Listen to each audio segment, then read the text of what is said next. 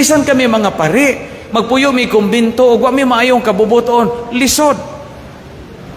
Unya og di ka mayong kabubuton kadaghan makikikakontra. Nga kinapaitan na ba ning atong ikalalis, ikabikil, ikakontra kauban na pudyo.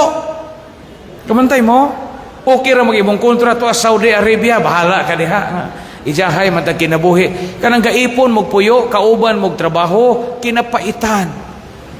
Kamantay mo, ikakontra ni mo ni kaubag trabaho, mosulirap yung kalimutaw kanunay. Mato kasi, di na po kong kontra ka kauban, muhangad na po ka dito. Kaya ka nang mahadlo ka, mag-abot inyong daan. Una, imbis sakay ka, multi ka, baron padong ka, o minglanilya, musakay lang magkagparatalisay. Bisag wakay tujo atong muhon kay paglingkod mo diha mag-imong kauban nga kontra nimo. Mogamay atong kalibutan ning mawa ning maayong kabubuton. Lisod. Pero maayo ta kabubuton, magaan ang atong mga kalambigitan. Pagkog magtiayon. Kamo din nga mga minyo, again, tig-celebrate ba mo anniversaries? Ha? Kamo mga idadidara na ani, mag-celebrate ba mo anniversaries? Magpakis palagi mo sa inyong bana? Sus pakis doon mo. Kay meaningful na. Ug dalagita pakisan, ang buti pasabot ana is hope. Kay gihagkan pa ko napadyoy mga sawa na ho. Og minyo na para kasagaran ninyo, ang kiss means faith. Gihagkan pa ko sa akong bana, gihigugma pagyud ko. Gihagkan man ko sa akong asawa, gihigugma pagyud ko sa akong asawa. Pero tiguang na gani kisan, it means charity. Kinaluoy na na.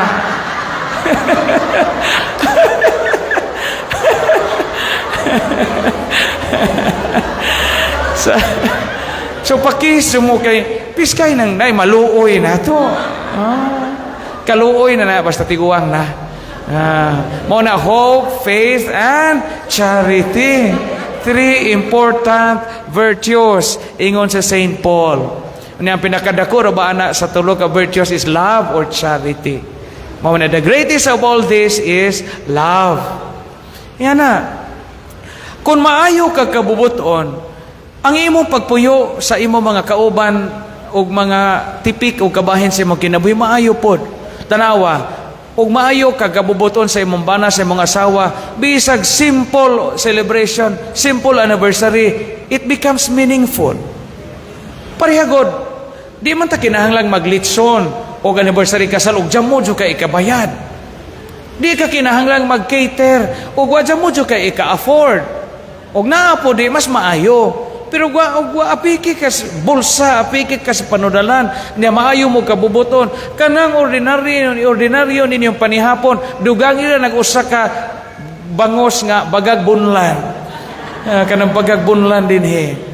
Unya sansani og daghang sibuyas. Kanang sibuyas bitaw nga sagol yuta, no? Ay pagkaon sa imong bana kanang dugay muli imong bana pagkanag sibuyas daghang yuta. Ano ka makabawas? Pusta nagfuel, no? Isugban. Dungan magpanihapon kay wedding anniversary man. Nya ini gumagpanihapon tuyuag yun nga imong bana mo'y maghugas sa kusina.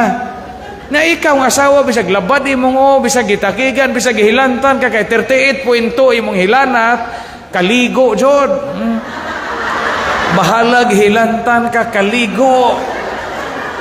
Kaligo. Kay anniversary ba yan ninyo? Kasal. Una kas kwarto, kaligo, bisag gihilantan ka. Niya humag kaligo, suot po dog, panap o sinina nga sihag.